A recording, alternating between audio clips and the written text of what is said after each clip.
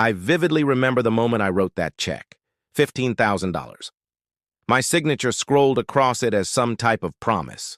It wasn't simply money to me, it was a gesture, a chance to show Ava, my sister-in-law, that I had her back. She'd been talking about her fantasy wedding for years, ever since she was engaged to Miles, and I figured this was my moment to step up.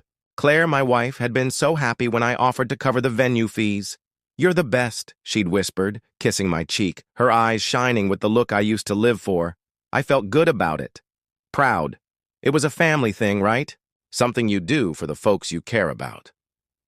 So I handed over the money, no questions asked, envisioning the wedding day, me in a suit, Claire by my side, watching Ava walk down the aisle at a venue I'd helped make possible. That was the picture in my thoughts. But then, a few days before the wedding, everything turned upside down. It started with a text. I was sitting on the couch, scrolling through my phone after a tough day at work, when Claire's message popped up. "Hey, just a heads up. We chose to keep the wedding incredibly intimate. Hope you understand." I read it once, then twice, because my brain couldn't catch up. Intimate? What did that even mean? I'd paid for the location, a lovely hall with chandeliers and a dance floor big enough for 100 people. I'd seen the guest list weeks ago, and my name was on it. Claire's, too. We were relatives, not some distant cousins you could scratch off to save a plate. My fingers hovered over the keyboard, but I didn't reply immediately. I just sat there, staring at the screen, feeling this weird tightness in my chest.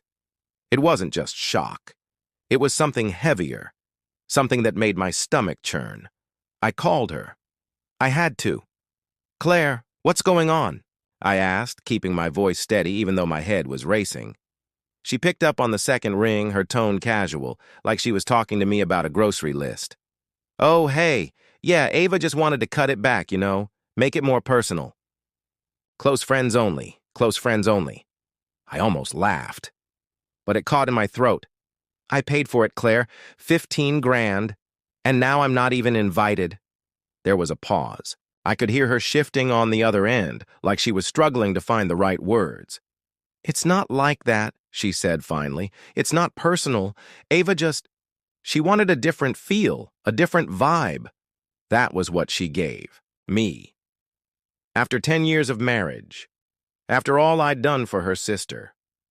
I sat back against the couch, the leather groaning under me, and rubbed my cheek with my free hand. I thought of Ava, how I'd helped her reset her credit score when she couldn't get a loan, how I'd co-signed for her car when she was drowning in debt, how I'd stayed up late, editing her portfolio when she was after that big job. I wasn't just her brother-in-law, I was the guy who showed up, and now here I was, cut from the guest list like some odd +1 who didn't make the cut. "Claire," I murmured, my voice low. "I'm not some stranger, I'm family, I deserve to be there." She groaned, and I could see her shrugging, rolling her eyes. "You're making this bigger than it is, Julian. It's just a wedding. Just a wedding." Those words hit me like a slap. I hung up without saying goodbye, something I'd never done before. My phone lay heavy in my grasp, and I stared at it, replaying her voice in my head. I kept waiting for her to call back, to say it was a mistake. That, of course, I was still invited, but she didn't. The silence stretched on, and with every passing minute, that tightness in my chest turned into something else. Fury, maybe even betrayal. I spent my money, my trust, on this beautiful family, and they flung me aside without a second thought. I gazed around our living room, the framed photos of us smiling, the coffee table we'd chosen together, and it all felt like a lie. I wasn't just startled anymore. I was done. I stood up, my legs unsteady but my mind clear. If they didn't want me there, fine. I wasn't going to beg. I'd given them plenty, more than enough. And what did I get? A text, a horrible text telling me I didn't belong. I walked to the kitchen, grabbed a beer from the fridge, cracked it open, and took a long sip, letting it settle. And then I made a decision.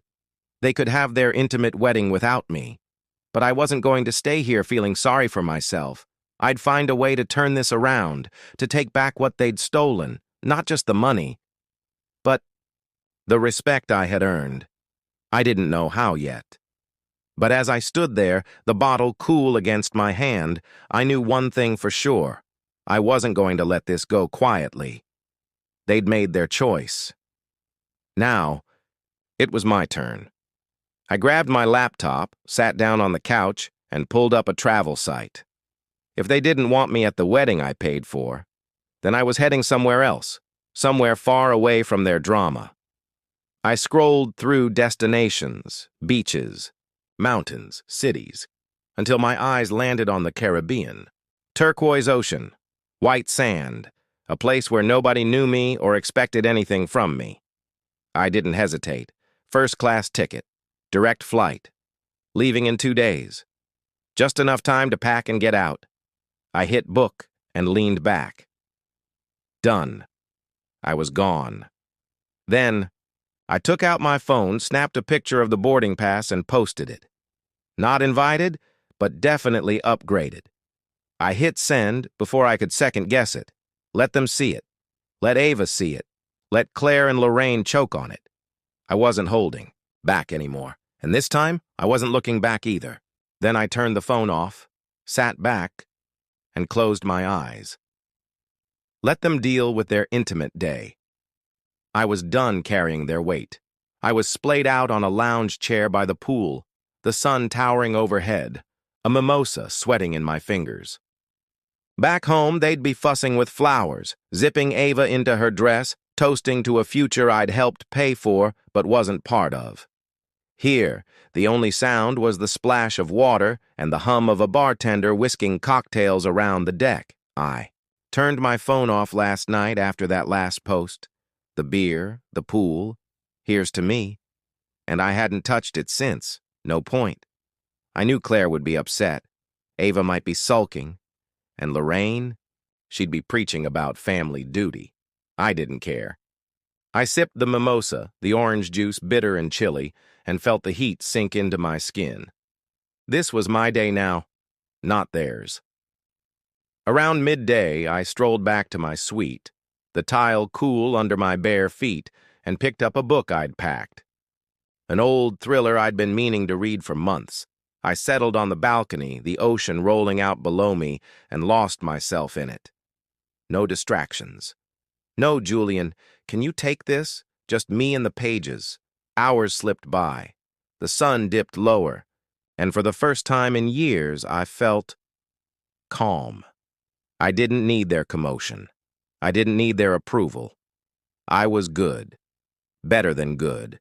Sitting here alone, with the waves, and a narrative that didn't involve me fixing anything. Then the phone started buzzing. I turned it back on just to check the time, expecting to order room service soon. And the second it fired up, it shot off like a siren, missed calls, hundreds of them. Claire, Lorraine, Ava, even a few numbers I didn't recognize. My gut clenched, not with anxiety, but with wonder. What the hell was going on? I scrolled past the voicemails and found a text from Serena, Claire's cousin, the only one in that family who ever seemed to get me. You would not believe what just happened. No details. Just that. And I knew it was big. I hesitated. My thumb hovered over her name, then clicked call. She picked up on the first ring, her voice breathless like she'd been waiting. Julian, oh my God, where are you? I sat back in my chair, the ocean breeze tugging at my shirt. Still in. Paradise, I murmured, keeping it light. What's up? She laughed, short, wild. Then, the wedding's a disaster, Julian. Miles, he left, walked out, right in the middle of the reception. I sat up straighter, the mimosa abandoned on the table. What? Yeah, she went on. It was insane. They had this massive fight, Ava and Miles right after the toasts. He stormed out. She threw a vase. Lorraine fainted. The whole thing just imploded. I listened, mouth half open, as she spilled it all. Allegedly, it started small. Ava snapping at Miles about some seating thing, but it flared up fast, guests whispering. The DJ packing up, and then Miles just grabbed his jacket and left. Ava yelled after him. Lorraine hit the floor. Claire was running around, trying to hold it all together. And now, Serena said, voice dropping, now they're all calling you. Claire's freaking out. Lorraine screaming, you need to come home. Ava's crying that it's your fault somehow. It's a mess. I laughed. Loud. Hard. The sound bounced off the balcony. My fault? I repeated, shaking my head. I'm not even there. I know, Serena said, laughing too. It's crazy, but they're desperate.